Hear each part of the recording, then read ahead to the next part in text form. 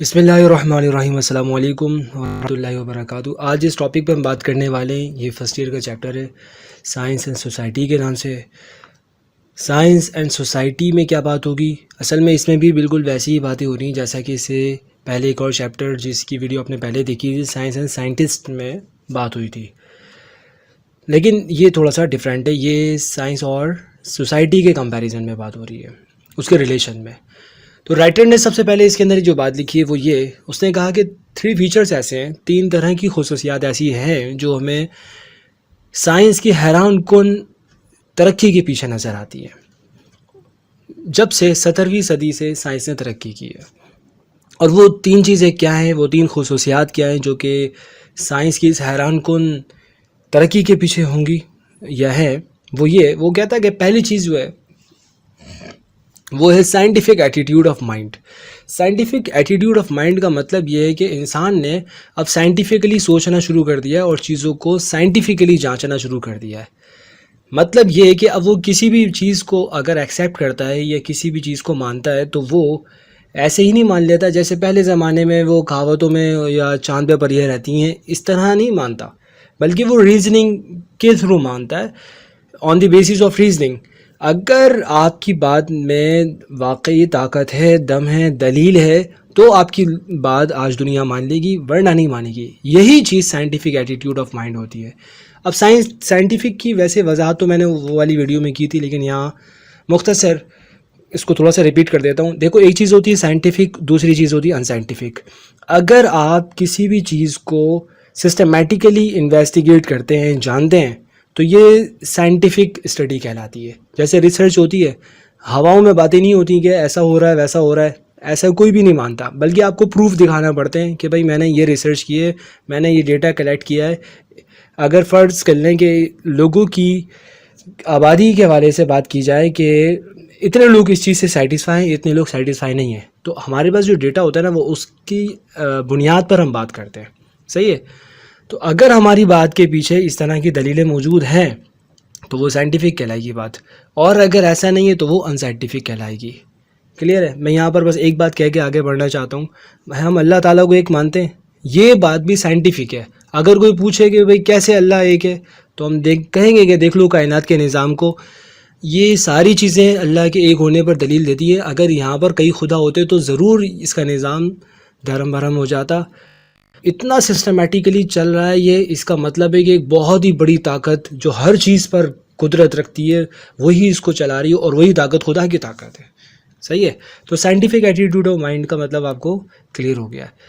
दूसरी चीज़ वो जो कहता है हैरान कुन तरक्की के पीछे साइंस की जो मौजूद है वो है वंडरफुल इंस्ट्रूमेंट्स, यानी ऐसे आलात का ईजाद हो जाना जो कि ऑब्जर्वेशन और मेजरमेंट में यूज़ होते हैं।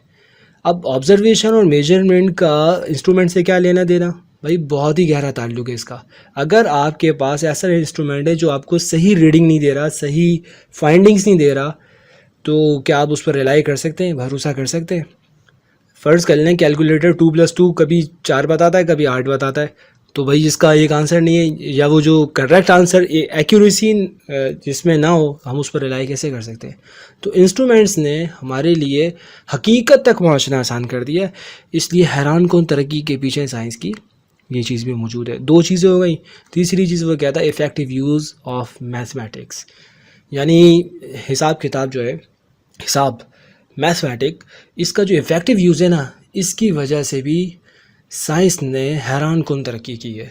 अब मैथमेटिक का इसके पीछे क्या काम है? भाई कैलकुलेशन क्या हाथ से करेंगे आप? बहुत सारी चीज़ें ऐसी होती हैं जो ज्योमेट्री और न जाने कौन कौन से उसमें फार्मूलाज यूज़ किए जाते हैं। अगर फॉर एग्ज़ाम्पल फ़र्ज़ कर लो, ये तुम्हें पंचक्की वगैरह ये नज़र आ रही है बैकग्राउंड पर। अब तो बहरहाल बिजली पैदा करने की बहुत से हमारे पास वो हैं। अगर करंट भी गुजारना है तो उसमें भी देखा जाता है कि भाई यहाँ पर इसकी लेंथ कितनी होनी चाहिए, वायर की कितना झोल, बड़े वाले पोल लगे होते हैं ना, एक के और दूसरे के दरमियान कितना डिस्टेंस होना चाहिए, इसमें वायर कौन सा यूज़ होना चाहिए, हर जगह कैलकुलेशन है। इवन कि आप जो मोबाइल यूज़ कर रहे हैं, जिस चीज़ के थ्रू भी आप मेरी आवाज़ सुन रहे हैं, ज़ाहिर है ये आईसीज़ वगैरह उसमें मौजूद है, कैसे रिकॉर्ड हो रही है, किस तरह पहुंच रही है, बैटरी कितने पावर की उसमें यूज़ हो रही है, हर चीज़ के पीछे कैलकुलेशन है। तो भाई इफ़ेक्टिव यूज़ ऑफ मैथमेटिक्स आपको समझ आ गया।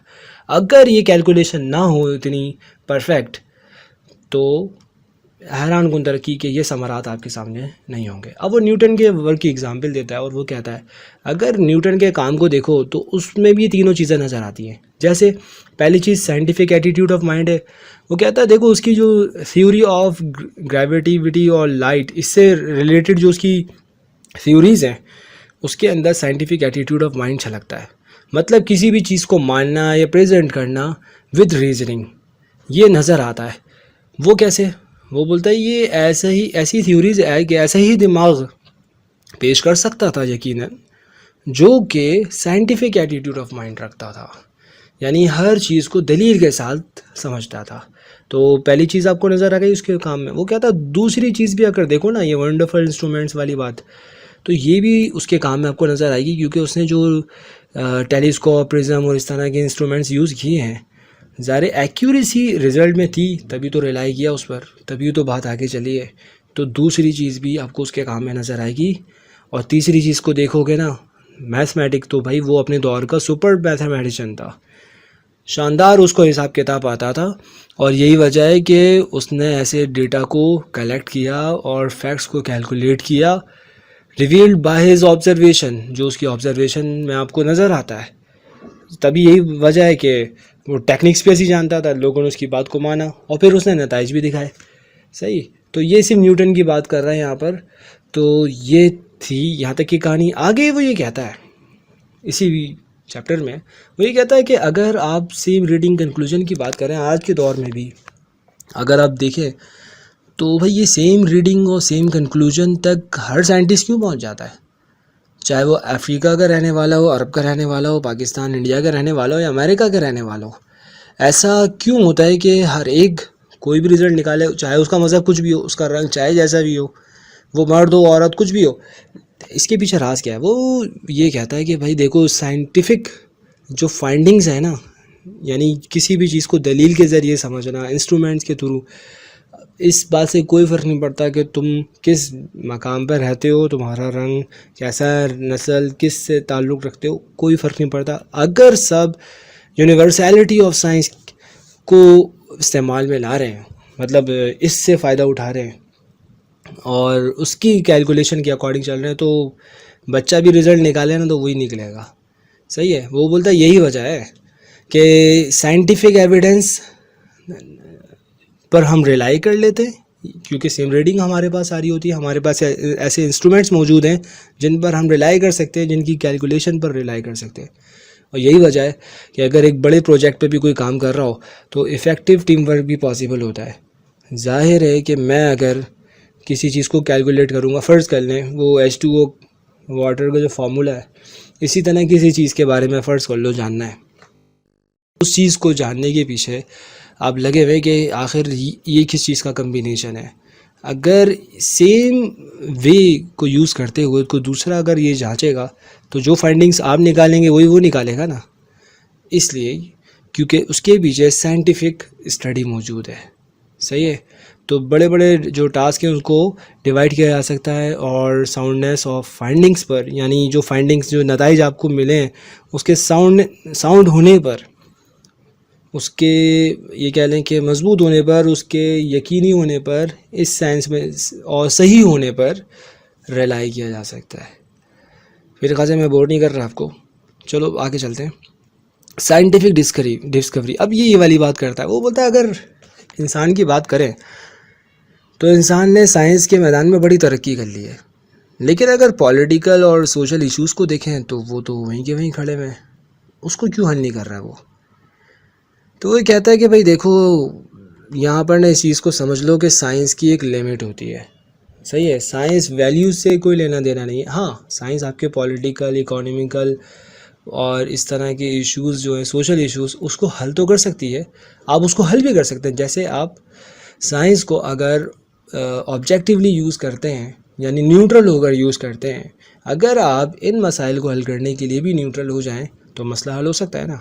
साइंस ने और चीज़ों में आपको हेल्प की है, आपकी ज़िंदगी में आराम आ गया, डेवलपमेंट आ गई, लेकिन ये जान लो कि साइंस की लिमिटेशन होती है, हर जगह साइंस को यूज़ नहीं किया जा सकता। क्लियर है? ओनली अप्लाई टू दो थिंग्स, सिर्फ वहीं अप्लाई होती है ये science which can be observed, जिसको ऑब्जर्व किया जा सकता है। भाई माजरत के यहाँ पर मुझे ख्याल नहीं रहा, वरना मैं इसको और डार्क कर देता बैकग्राउंड को। Which can be observed, measured and treated mathematically. वो चीज़ें जिनको ऑब्ज़र्व किया जा सकता है, मेजर किया जा सकता है या मैथमेटिकली ट्रीट किया जा सकता है, यानी नापा तोला जा सकता हो, वो फिज़िकली एग्जिस्ट करती हूँ या उनको देखा तो ज़रूर जा सकता हो। अगर इस आँख से नज़र नहीं आ रही तो वो टेलीस्कोप वगैरह से, माइक्रोस्कोप से देखी जा सके, कोई भी ऐसा इंस्ट्रूमेंट यूज़ किया जा सके। तो पता चल गया साइंस की लिमिट है। वैल्यूज़ की जहाँ तक बात है तो वैल्यूज़ से साइंस का लेना देना नहीं है। मतलब ये कि अगर तुम्हें नींद नहीं आ रही तो नींद की गोली तो बाज़ार में मिलती है, लेकिन अगर दिल को चैन चाहिए और राहत चाहिए, इत्मीनान चाहिए, तो वो तुम्हें सिर्फ अल्लाह के ज़िक्र में मिलेगा। ये तुम्हें साइंस नहीं दे सकती। साइंस तुम्हें आराम तो दे सकती है, लेकिन खुशी क्या होती है ये तुम्हें साइंस के पास नहीं मिलेगी।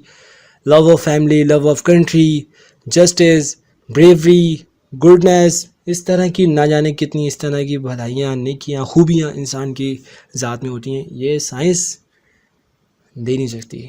इसके लिए आपको अलग से कुछ मेहनत करना पड़ेगी। राइटर का मैसेज अगर जान लेना तो समझ में आ जाएगी। वो ये कहता है कि भाई मॉडर्न साइंस को सीखना आज जो है ना ज़रूरी हो गया है। अगर ये नहीं सीखेंगे दुनिया में आपको लगेगा कि शायद ये चीज़ें मेरे लिए नहीं, मैं किसी और प्लैनेट पर आ गया हूँ। तो वो ये कहता है कि भाई मॉडर्न साइंस को ज़रूर यंग पीपल सीखें, नौजवान, लेकिन वैल्यूज़ को ना छोड़े वो, क्योंकि वैल्यूज़ आपको बिलीव्स बताते हैं, मोटिव्स और कंटेक्स्ट से इसका ताल्लुक़ है। अखलाकियात आपको कैसे आएगी, बच्चे को तभी तो आपको सिखाना ही पड़ेगी ना, सही, आपको उसकी तरबियत तो करना ही पड़ेगी, उसको वैल्यूज़ तो देना पड़ेगी। तो दोनों चीज़ें आज इंपॉर्टेंट है, यही राइटर का मैसेज है। तो मैं उम्मीद कर लूँ यहाँ पर आपसे कि आपको समझ में आया है और मैंने आपके वक्त को कीमती ही बनाया है। अगर ऐसा है तो ज़रा कमेंट करके बता देना। ओके, अल्लाह हाफ़िज़।